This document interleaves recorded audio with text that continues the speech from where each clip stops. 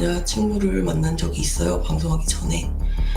네, 처음에 엄청 잘 뒀었고, 그래서 만나고 있다가 폭력적인 그런 모습을 막 보이더라고요.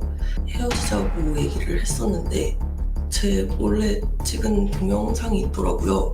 그거를 이제 유포하겠다고 이제 헤어지지 못하게 협박을 했었고, 그 뒤로 되게 엄청 많이 맞고, 본인 주변 사람들과 이제 유튜버들에게 제 과거에 대해서 막 없던 그런 얘기까지 막 만들어내면서 이제 막 제보나 막 엄청 과장된 사실들을 막 얘기를 하고 다녀가지고 제가 고소를 진행을 했습니다. 숨겨서 너무 죄송하고 진짜 얘기하고 싶지 않았었거든요. 본의 아니지 않지 내가 숨긴 거잖아. 제가 한 행동이고 제 선택들이 너무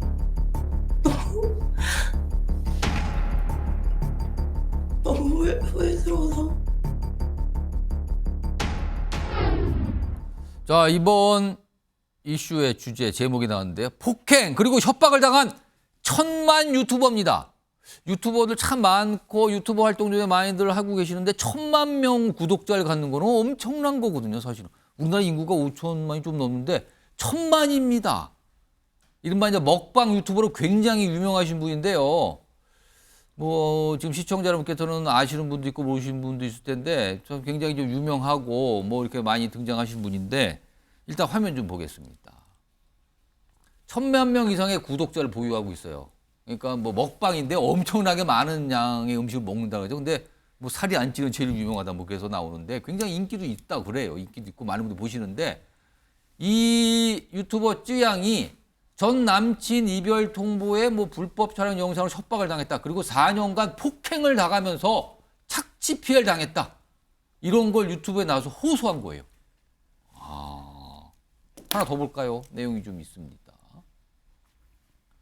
그러면서 남자친구 교제했는데 폭력적인 모습을 보서 이별 통보했는데 결국엔 남자친구한테 폭행을 당하고 본인 유튜버 그리고 유튜버도 본인이 남자친구의 그런 폭행과 그런 착취 이런 것 때문에 했다라는 얘기가 나오고 있거든요. 근데 이제 뒤늦게 모두 말씀드리겠다고 자기가 이런 피해를 당했다.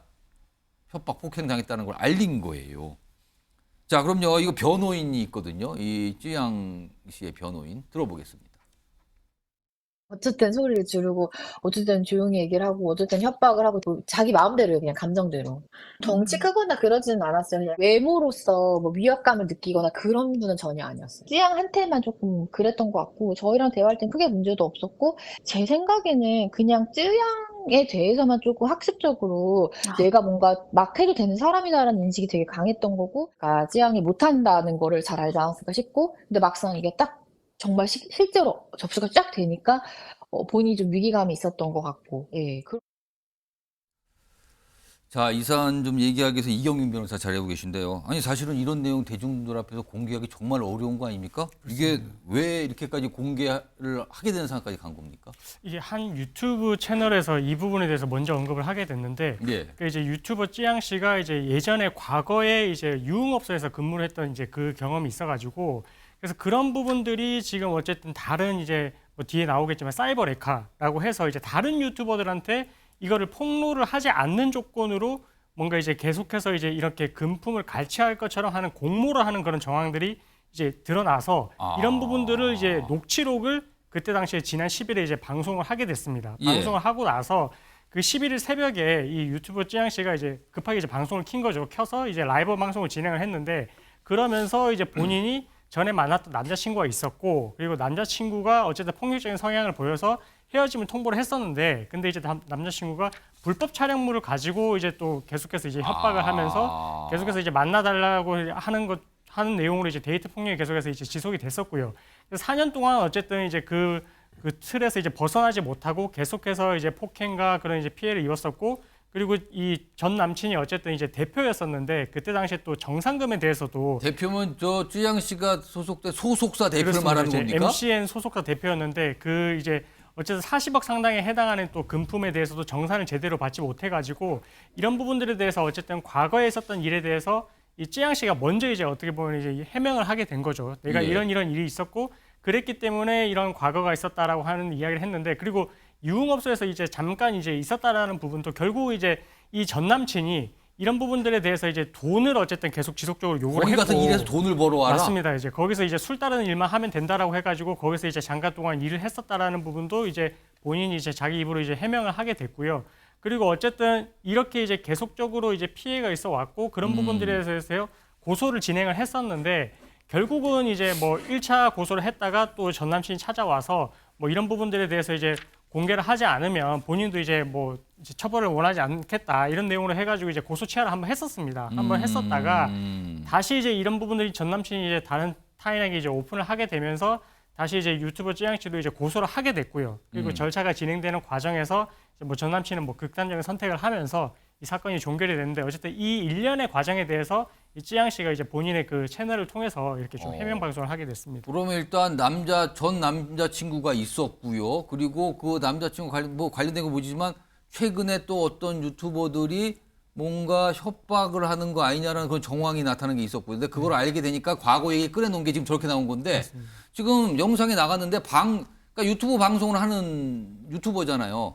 근데 보면 방송 중에도 보면 이렇게 보면 이렇게 상처가 나거나 멍이 든 모습이 나는데 그럼 이게 혹시라도 폭행의 흔적이라고 볼 수 있는 겁니까, 그러면? 일단은 뭐 지속적으로 하루에 또 2번 이상 맞았다 이렇게 하고 있어가지고 아니, 그게 가능합니까, 그게? 네, 그래서 어쨌든 그런 내용들을 진술을 하는 걸 봤을 때 그동안에 이제 유튜브 영상에서는 어쨌든 이제 뭔가 팔에 멍이 있고 파스를 붙인 장면 이런 부분들이 되게 많았었거든요. 예. 그래서 그냥 이제 시청하는 시청자 입장에서는 뭔가 본인이 조금 이제 뭐 그런 걸 잘 못해서 이렇게 뭐 상처가 났나 보다 이런 정도로만 생각을 했었는데 그게 아닐 수 있는 거네요. 그렇죠. 이제 지나고 나서 이제 보니까 아 이게 지속적으로 이제 폭행을 당해왔던 그런 또 어떻게 보면 정황이나 증거가 되는 게 아니냐 이렇게 했었고 실제로 이제 그 라이브 방송을 하면서 공개했던 그 사진들을 보면 정말로 좀 피해가 심한 내용으로 그렇게 이제 사진들이 또 공개가 됐거든요. 그런 걸 봤을 때 그 영상을 촬영을 하면서도 그런 이제 폭행의 방어흔이라고 하는데 이런 것들을 그러다가 생긴 그렇죠. 멍이나 예, 이게 예. 아닐까. 그런 부분들이지 않을까 이렇게 좀 추측을 근데 하고 있습니다. 아까 이 전 남자친구가 사망했다고 그러셨잖아요. 그럼 이건 어떻게 되는 겁니까, 이 사안은? 그럼? 네, 이렇게 이제 조사를 받다가 피의자가 이렇게 뭐 사망을 하게 되는 케이스가 나오게 되면 이러면 이제 공소권 없음이라고 해서 검찰 단계에서 사건을 종결을 하게 되거든요. 그래서 예. 이 사건 같은 경우에도 결국 이제 경찰이 수사를 하고 있었는데 이제 그런 결과까지 갔기 때문에 불송치 결정을 했고 그래서 검찰에서는 이제 공소권 없음으로 종결을 하게 됐습니다.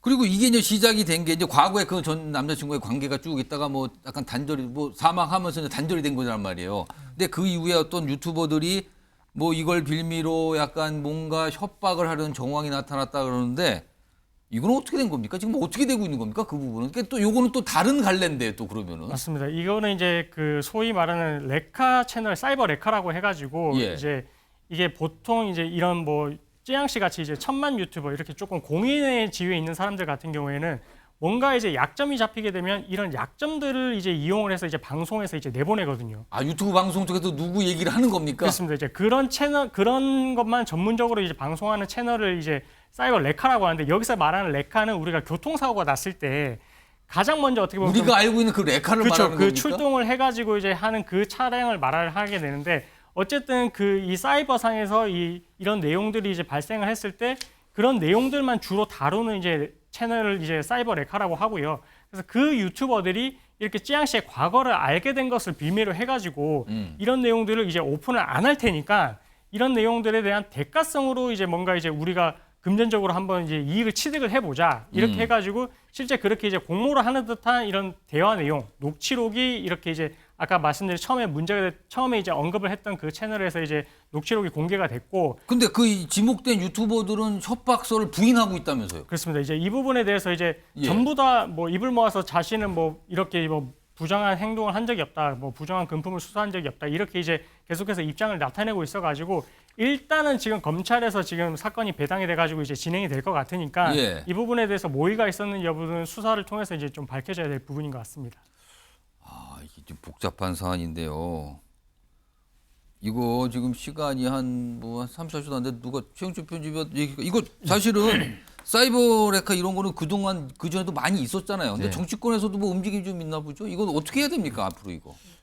지금 범죄가 이런 새로운 신종 매체가 나오면서 예. 신종 매체가 나오는 곳에는 결국에는 돈이 생기니까 거기에는 범죄꾼들이 들어올 수밖에 없습니다. 이 1000만 유튜브 정도 되면 자기가 평판으로 먹고 살고 그리고 평판으로 인해서 비즈니스 모델을 창출하는 것인데 그런데 자신의 평판에 대해서 훼손하는 세력이 있다면 그 사람들한테 대해서는 계속 끌려가는 것이죠.